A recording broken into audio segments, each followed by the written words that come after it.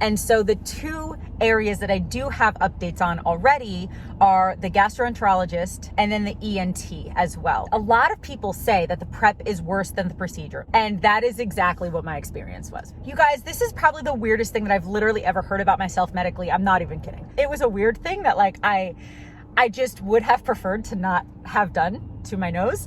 And this story is another, it's just kind of funny. Hi, this is Katie. In today's video, I'm going to do a little health update and talk to you guys about the doctors that I've been to recently, the procedures that I've gotten done, some of the test results that I've gotten as well. This is definitely going to be at least a 2-part, if not a 3-part video, because I still have some doctor's appointments coming up next week, and there are still some test results I haven't gotten back yet. And so I just wanted to do a little part 1 because there's a lot of information already.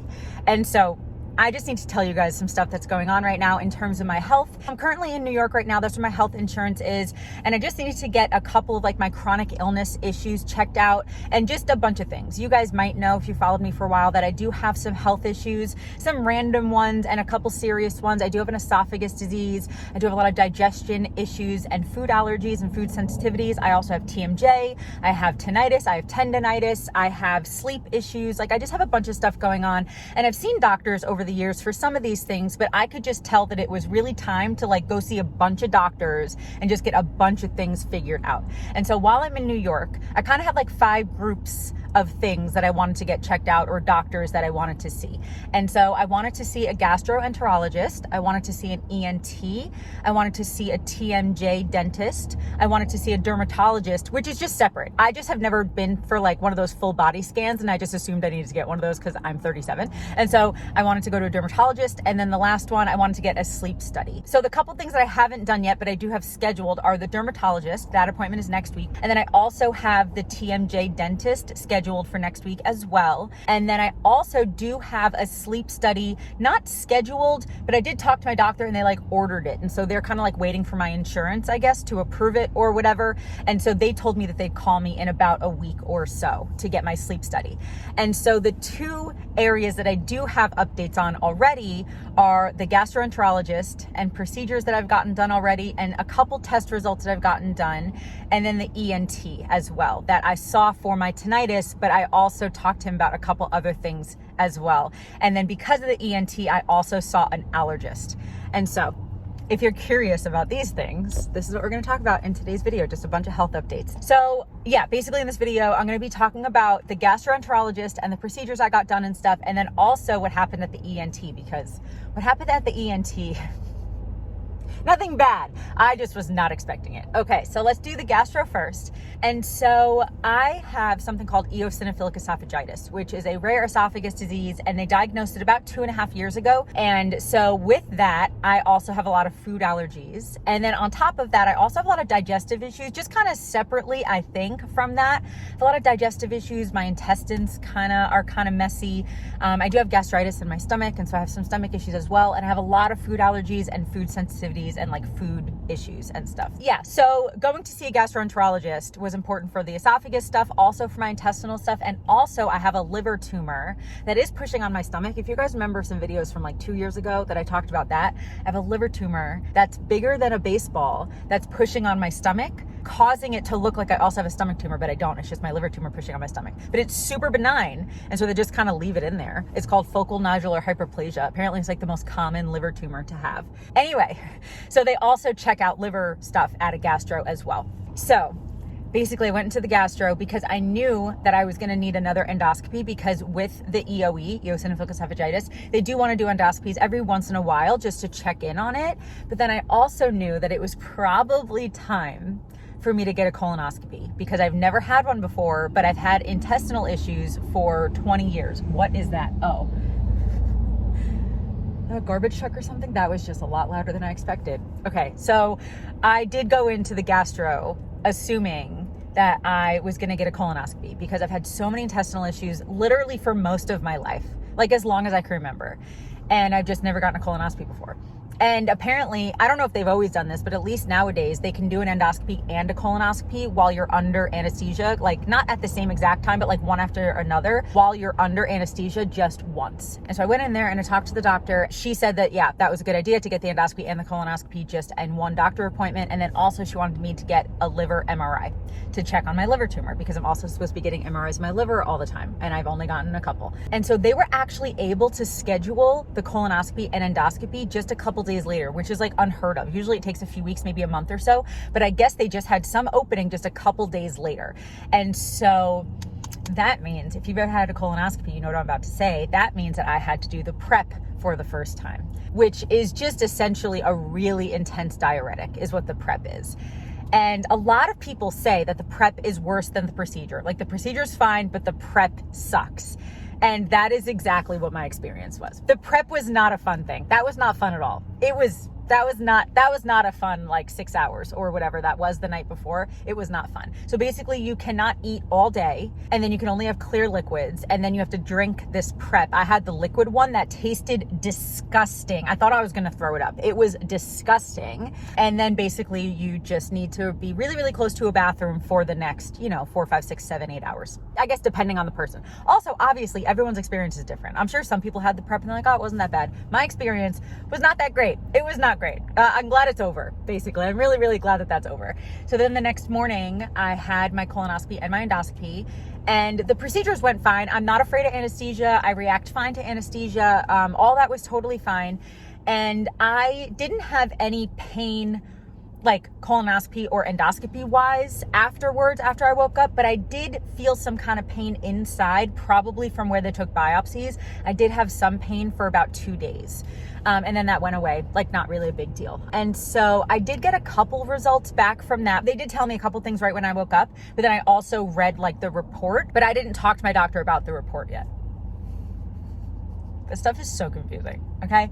And can you imagine how confusing it is in my brain, and then trying to explain it, it's just super confusing. So basically, in the endoscopy, they did still find my EOE, which we were kind of assuming, I guess. And then they also saw that like I have gastritis, like my stomach lining is red and it's irritated and it's inflamed, which we've already known that as well.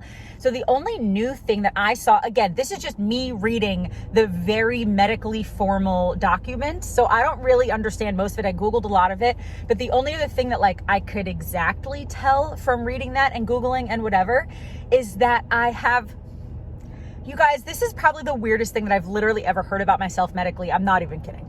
I have erosion in my esophagus. Again, I have not talked to the doctor about it yet, so I don't know exactly what that means, but I know what the word erosion means, and I know what my esophagus is, and that just does not seem like a good mix. It does not seem like a good mix. I don't really like that at all. I don't know why there's any erosion in my esophagus. That is like terrifying. And so I do need to talk to my doctor about that. Like, what's going on? Why do I have that? How do I fix it? Is that why things are worse? Like, I don't know, but apparently there's erosion. Oh, here's the thing. If you're a doctor or a nurse or in the medical profession, I understand that you might want to tell me what's wrong with me, but please don't, because there's also a million other things on my chart. And so like the actual doctor who reads my whole entire report would actually be able to tell what's going on. I'm only giving you like a tiny bit of information. You know what I mean? Anyway, so apparently I have erosion in my esophagus.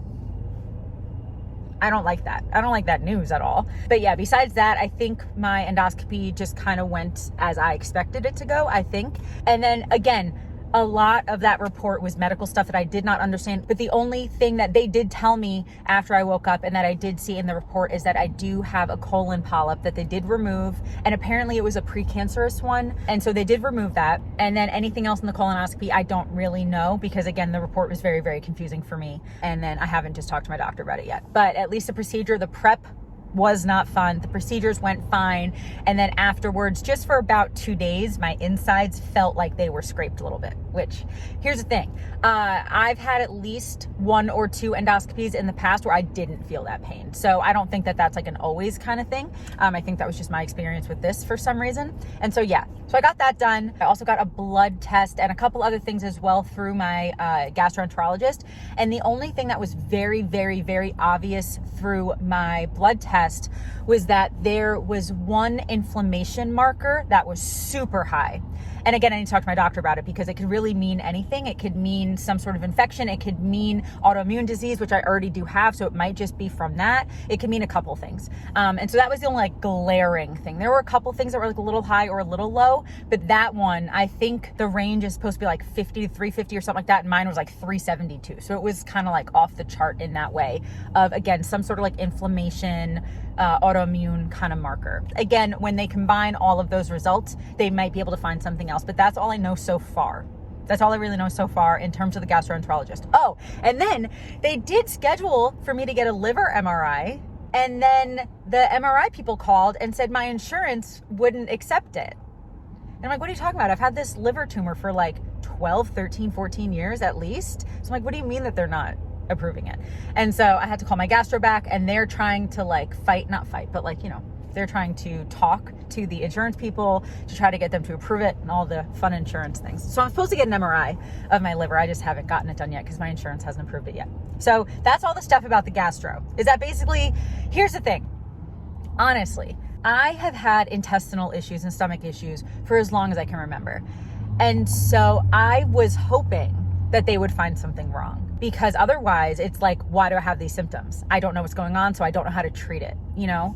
And so the fact that everything kind of came back kind of okay, again, there might be some other things on that report that I just didn't understand because I'm not a doctor or a nurse or anything like that. But the doctors did say that they would only call if something was like really, really important or really bad. And it's been over 2 weeks, and they said that they would call within 10 days if something was bad. And it's been over 2 weeks. And so I don't think anything was bad, which again, some people might be like, yay, that's great. There's nothing bad with your test results and stuff. But for me, and you might understand this if you've had like long-term health issues, I want there to be an answer as to why I feel this way. I want there to be something that's actually going on so that I understand it, and then I can hopefully treat it.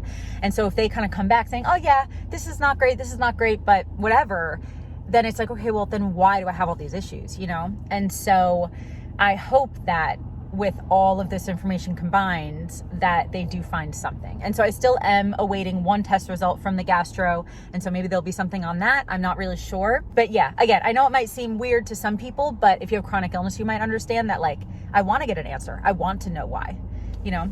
And so far, I don't really know why yet. Like why I've had all these intestinal issues. I don't really know why yet. But again, I am awaiting one more test result.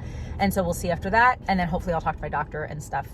And then hopefully I'll get the liver MRI at some point, because basically they have to check on that tumor every once in a while to make sure it's not growing too much, because the only way that they would ever consider removing it is if it starts to grow too much, where I think, don't totally quote me, but where I think it starts to like push on other things and like really like affect the rest of your body. But my liver tumor is already pushing on my stomach and they don't want to remove it. So I guess it has to be like really, really bad for them to ever remove it. But I still think that they just want to like check in on it and, you know, see how it's going. And so, yeah, so that's basically all the gastro stuff. I'm still awaiting a couple things, but that's kind of really all I know so far. So now let's get into the ENT, which is basically like the second half of this video. So I basically wanted to see an ENT for my tinnitus, even though there's not a cure for tinnitus, which is like ringing in the ear that I got about 1.5 years ago. It got worse about 6 months ago. And I know there's not a cure for it. However, I just wanted to go see an ENT about it to see if maybe there's something else going on that's causing it. Maybe I just have a lot of buildup in my ears, you know, it's like something else. I just wanted them to check. And while I was there, I was like, hold on. ENTs might also do things with TMJ. They might also do things with sleep apnea. They might, which I got diagnosed with sleep apnea in my early 20s. And I'm like, they also might do things with allergies, because ENT, obviously, and I have bad allergies. So I'm like, while I'm there, let me just ask him a million questions. And he actually was great. He let me literally ask him every question that I had, which was awesome. And so I went to this ENT. I saw the audiologist first before I saw the ENT doctor. And the audiologist, she like looked in my ear. She did a bunch of like ear tests and all this kind of stuff. And she did not see any water in there and no like buildup of anything, like no earwax buildup or anything like that. So that's good. And she did a hearing test, and my hearing test came out good. There was like at like 2,000, whatever that frequency is, hertz or whatever. My hearing does dip a little bit, but it is still within the normal range. So my hearing is within the normal range, so that's good. But I just do have a ringing and like a little bit of like a pressure and a static in my ears. And so when I talked to the doctor about that, he's like, yeah, there's no cure. And his way of explaining it was that tinnitus, there's no way of like actually proving that anyone has tinnitus. There's no like test that you can do. It's literally just based on someone saying saying I have ringing in my ears, but a doctor can't actually see it, apparently. And so he said because of that, we can't do any like animal testing, I guess. And so he's like, that's why there's no cure for it. And that's why there's no really treatment about it, because we can't actually like diagnostically see that someone even has it. And so it's hard to like do treatment on it and stuff like that, like diagnostically. I don't know. But so he did say that there was one treatment that he said after 3 months of taking, it's a supplement that I don't remember the name of. I'll have it written down because I know some of you have tinnitus. I'll have it written down, but he said there's some supplement. He's like that after taking it like 3 times a day for 3 months, that like 30% of people, oh wait, do you say 30% of people or there's a 30% chance? I don't remember. Something about 30%. There's like a 30% chance maybe of the tinnitus getting a little bit better. And I'm like, you know what? That sounds good to me. And so I need to order that supplement. But besides that, he's like, yeah, there's nothing we can do. Like, it's just something that people have. And so while I was there, again, he was so great that he let me ask him all these other questions. And so I asked about my TMJ, and he said that he kind of knows a little bit about TMJ, but if I really want to like get it really checked out, I need to see a TMJ specialist. And so that's why I made an appointment for next week at a TMJ specific dentist, because regular dentists don't do TMJ stuff, and ENTs and doctors don't do TMJ stuff. You have to see literally like a specialist. And so the next thing that I asked him about was for sleep apnea, because I do have sleep apnea. I got diagnosed when I was like 22 or so through a sleep study. And I just know that I need to get another sleep study done. I just knew that I needed to get one done. I probably should have gotten one done 10 years ago, because I really probably need one of those sleep machines, because I do stop breathing when I sleep sometimes. And so according to that sleep test when I was like in my early 20s. And so I knew that I needed to get another sleep study done, but I just didn't really know like who to talk to, because my primary care gave me like a list of sleep study people, and I called them and like nobody answered the phone. So I'm like, all right, I don't even know what to do now. And so I asked the ENT, and he's like, yeah, I can write you a script to get a sleep study done. And I'm like, yay, that's great. And so again, the sleep study people called me already, and they said they have to talk to my insurance and stuff, and then they'll call me again. And then I think they're just gonna send me like an at-home kit, which is cool, because the last one that I got done in my early 20s, I had to like go sleep over at some doctor's office. So anyway, so sleep study, they're just gonna send me that, so that's cool. And then the last thing that I talked about at the ENT, which was, I think I said this earlier, it was like not the worst thing that's ever happened, but it was a weird thing that like I just would have preferred to not have done to my nose. So basically I asked him about my allergies. My sinuses always hurt. They hurt in Florida for the last year, but I've been in New York for a few weeks at this point and they still hurt. So I'm like, my allergies just hurt. And so I told him that. And he left the room for a second and came back, and he was just kind of talking. He was one of those kind of like quiet, kind of like stoic kind of doctors, like really smart. Everything he said was very medical and very smart, but kind of like quiet-ish as well. So he left the room and he came back, and he just had this, you already know where I'm about to go with this, I'm sure. He had this like long wire. I was not paying attention though, because I was talking about stuff, whatever. So I was not really paying attention, and he did not tell me, and he did not warn me, which honestly I'm very grateful for, because I would have probably started freaking out if he warned me. But he just had this long wire. And then he just like came up to me and like looked at my nose, and then started to put this wire up my nose. I've never had this done before, okay? I've never had this done before. Put this wire up my nose and just kept going. He just kept going.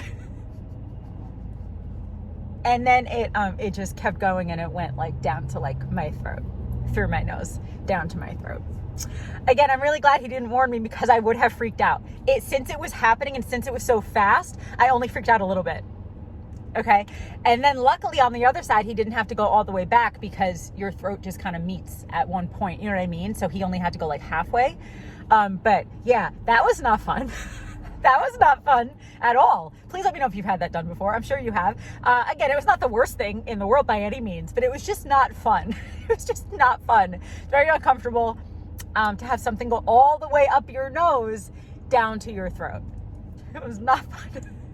And so with that, and just looking at my nose and stuff, he told me that I have a deviated septum. And I was like, what? I've never heard that before. And he's like, yeah, listen to this. I had no idea. He said, yeah, like 80% of people have deviated septums.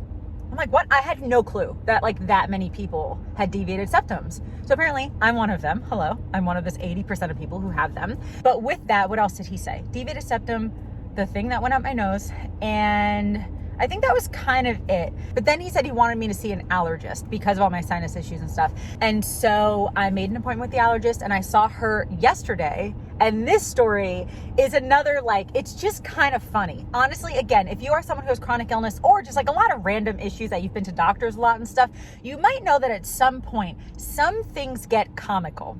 Sometimes some things get comical. So yesterday at the Allergist, things got comical. And so while I was there, they were going to do the prick test on my arms and on my back because I was going to get environmental allergy testing, but also food allergy testing. So they just basically do a little prick test. It doesn't really hurt. It's just like little scratches. It kind of just feels like this. It kind of feels like I'm stabbing myself with my nails and just like really like lightly, kind of like this. Like not a big deal, but she did it all the way up my arms, both my arms, and then on my back as well because they were doing so many tests. I probably got like 100 or so, maybe 75 or so, like little scratches on my arms because each scratch had like a little bit of the allergen in it, right? But also on top of these like little scratches with the allergens, they also do a control spot on my arm and on my back to just make sure that the test is working. And so those control spots, if the test is working in general, those are going to itch no matter what. And then for everything else, if it gets like inflamed and itchy, that means that you're allergic to it, and then they would, whatever, give you some sort of remedy or whatever. And so, yeah, so I just sat there like this for, like 15, 20 minutes, blah, blah, blah. And I knew already that I was going to get a bunch of spots because I already know that I have a lot of allergies because I got a test done years ago. And so I already knew that I had allergies. So I was kind of expecting a bunch of them to get itchy. And after about 15 minutes, nothing was itchy. And I'm like, that's weird. Like maybe it just really does take the 20 minutes. Like, okay, whatever. And then the nurse came back in after the 20 minutes was done. And I looked at her and I'm like, nothing is itching.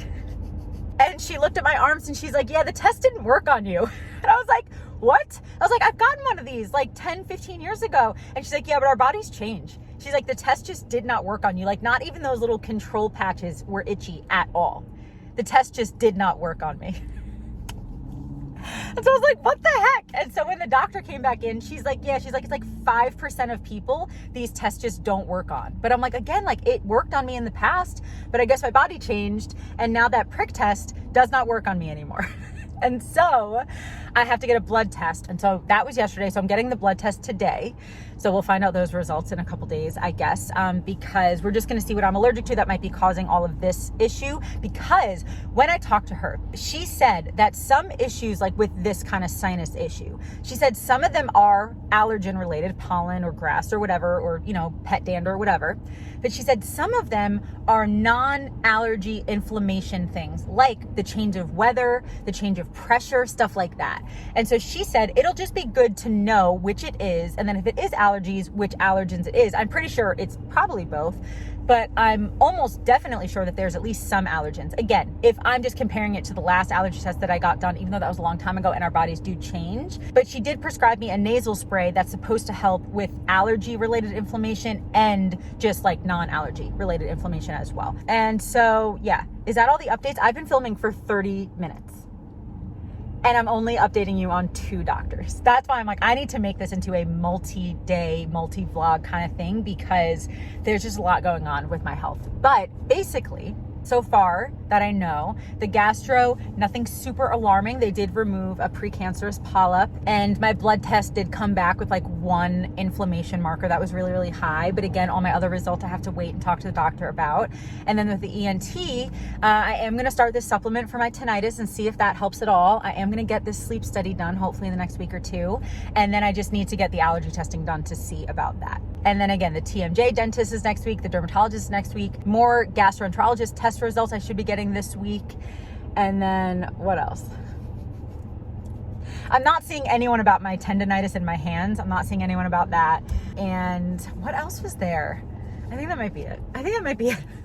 Anyway, I'll give you more results when I have them in a couple weeks. And so anyway, I think that is it for this video. Thank you so much for watching. I hope that you enjoyed hanging out with me a little bit today and just getting all these updates. If you have any questions, please let me know in the comments and I might answer a couple. If they're too personal or private or I just don't know, I might not answer them. But if there's anything in this video that I hoped to have explained, but maybe I didn't explain properly, please let me know in the comments and I will see what I can do to explain it a little bit better. I hope that I made sense in this video. This is really overwhelming for me. And I know that my mood in this video is fine because honestly, like mentally, I feel okay right now.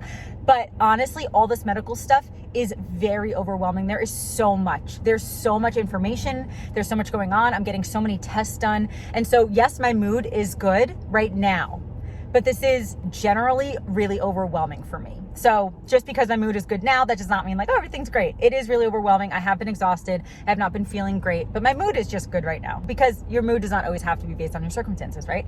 And so today, God has me in a good mood, and I'm so grateful for that. But it has honestly been very overwhelming, all this kind of stuff, because there's so many different things that I'm looking at. But hopefully in a couple weeks, I'll have a couple more answers, and I'll be able to kind of know what next steps to take, you know?